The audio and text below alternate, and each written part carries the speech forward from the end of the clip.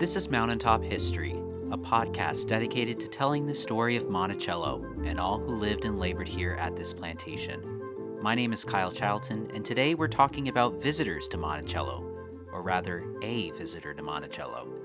While hundreds of thousands of visitors currently travel to Monticello by the year, we know that Thomas Jefferson similarly received guests at his home during his lifetime, albeit hundreds per year. And one of those guests had a particularly memorable stay, a visit that you're bound to hear about today if you chat with one of the guides at Monticello. I'm referring to George Ticknor, someone who traveled to Monticello in 1815, eager to meet the former president. I spoke with Sam Riggs at the Thomas Jefferson Foundation about George Ticknor's visit.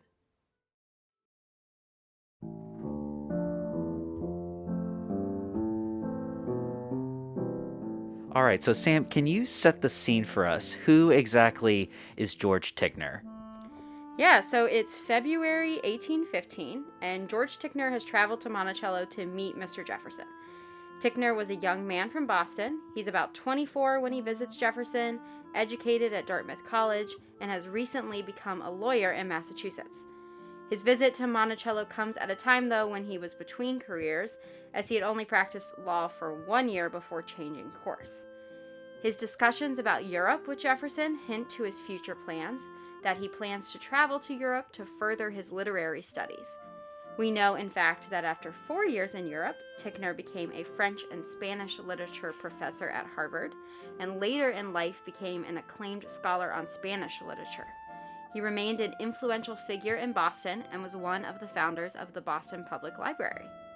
All right, so we know then that he was an accomplished scholar and that he was traveling to visit Monticello before that more famous part of his life. But why was he making the trip to Monticello at all? Well, we know that many people came to meet the former president during Jefferson's retirement years at Monticello.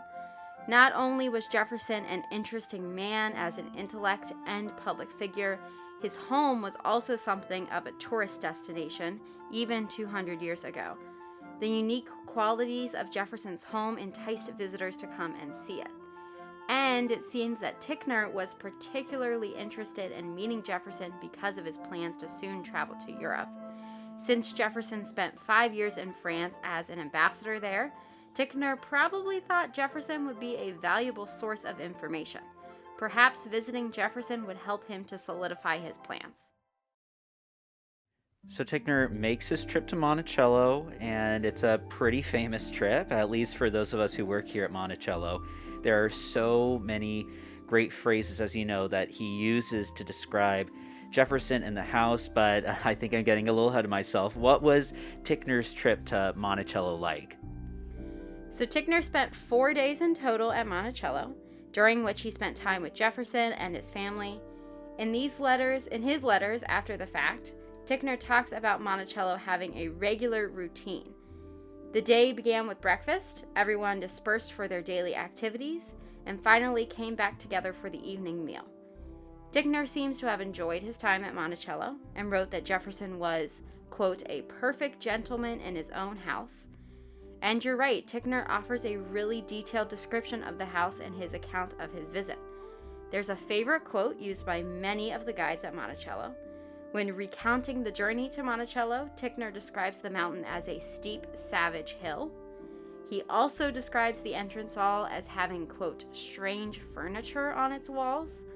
And finally, he makes detailed note of Jefferson's art collection throughout the house. In total, Ticknor's description of Monticello conveys the sort of bizarre quality the house had for many visitors.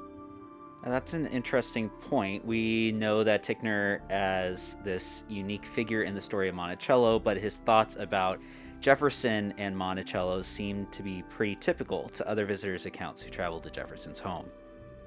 Yeah, Ticknor's time at Monticello doesn't seem out of place compared to the accounts of other visitors.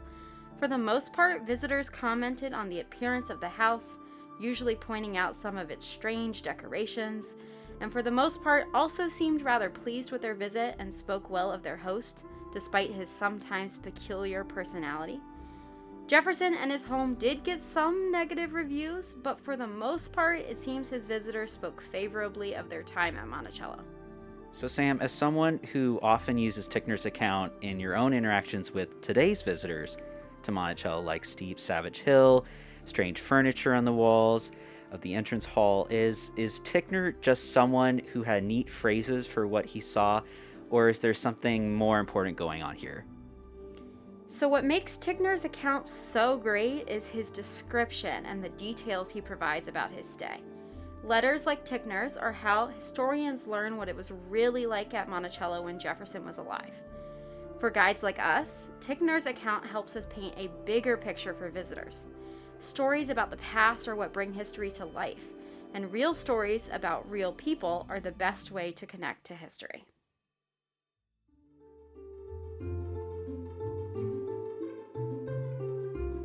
This has been another edition of Mountaintop History, a collaboration between WTJU and the Thomas Jefferson Foundation. Mountaintop History is also supported by a major grant from the National Endowment for the Humanities. To learn more and to plan your next visit, go to monticello.org.